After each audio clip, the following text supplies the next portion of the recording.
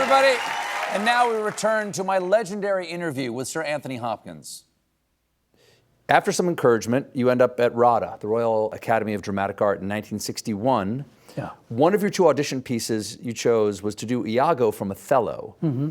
In the book, you say, it was through this process that you learned that, quote, on that stage, for the first time in my life, I suddenly knew how to play a diabolical villain. Mm-hmm. Can you explain how that thinking went?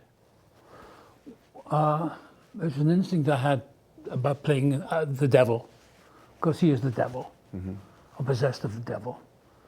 In modern terms, that would be a psychopath. So we know you can play a villain. Hannibal Lecter, of course, an iconic role. Let's talk Silence of the Lambs for a moment here. What was your first impression of the script? Excellent. I started reading it. My agent sent it over. I was in the play in the West End, and he says it's part of Hannibal Lecter, Silence of the Lambs. I thought it's a children's story. He said, no. He says, read it. He says, it's not a big part, but read it. Jodie Foster, yeah. Okay, good. I started reading it, and I got to Lecter's lines, that first scene. I phoned him up, and I said, is this a deal? Is this an offer? He said, I'm not sure yet. I said, no, I don't want to read anymore. He said, why not? I said, it's a part of a lifetime. I want to play this. It's only a small part. He phoned me back about 5 o'clock. He said, Jonathan Demme's coming over tomorrow to see you, the director. Would you have dinner with him? I said, yeah, he's coming from New York. So it's an offer? He said, yeah. So I met Jonathan. We had dinner. He said, you know how to play that? I said, yeah, I know exactly how to play it. Okay. And that's how we started. I understand that the part of Lecter, your performance, was inspired by another iconic film character. Would you mind telling the audience who that was? Hal, the computer, in 2001. Why Hal? Because he's a machine. Open the pod bay doors, Hal. I'm sorry, Dave. I'm afraid I can't do that.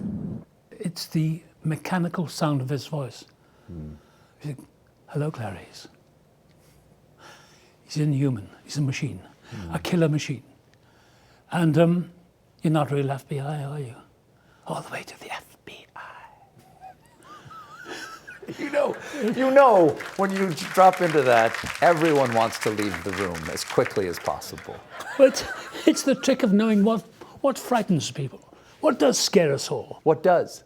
Well, we've got so much inside us, demons that we don't even know about, and something can trigger them. Just that little bit of, all the way to the FBI. They know that Lecter knows Clarice better than anyone. They can't deal with him. And I think from my childhood, that closed off part of myself. You'll never get me. Stayed with me all my life. By not reacting, you have power. Now I don't play those games. I'm quite friendly, but it stayed with me most of my life, so I understood. I'm only discovering this now as I'm talking to you.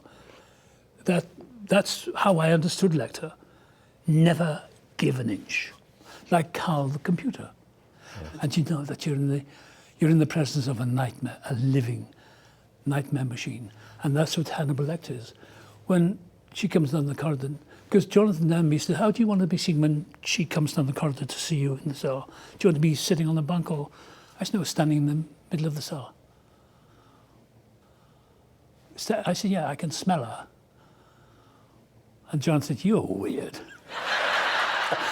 One of the most iconic moments, of course, in the movie is this moment. May I play it for you right now? May I play you a moment of Hannibal Lecter? Yeah. A census taker once tried to test me. I ate his liver with some fava beans and a nice Chianti.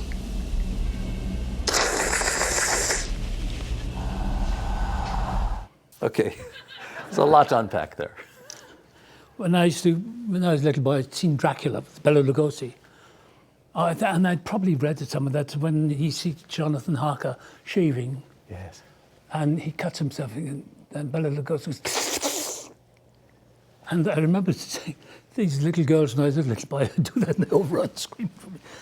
But at that moment, I ate his liver, but I didn't plan it. I said, ate his liver with some fava beans and a nice Chianti.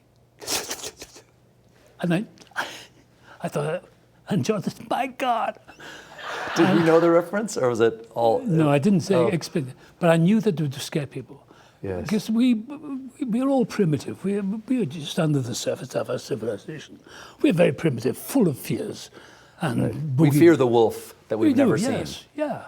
We're scared of the shadows in the dark. But we all pretend that everything's fine. Yes. And but it's not. With that little at the end, I believe you could make any line sound terrifying.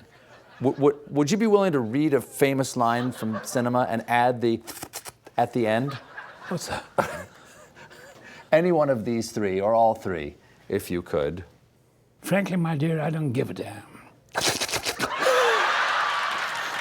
Would you mind the last one? Read the last one. Who's this, Betty Davis? It's from Dirty Dancing. Nobody puts baby in a corner.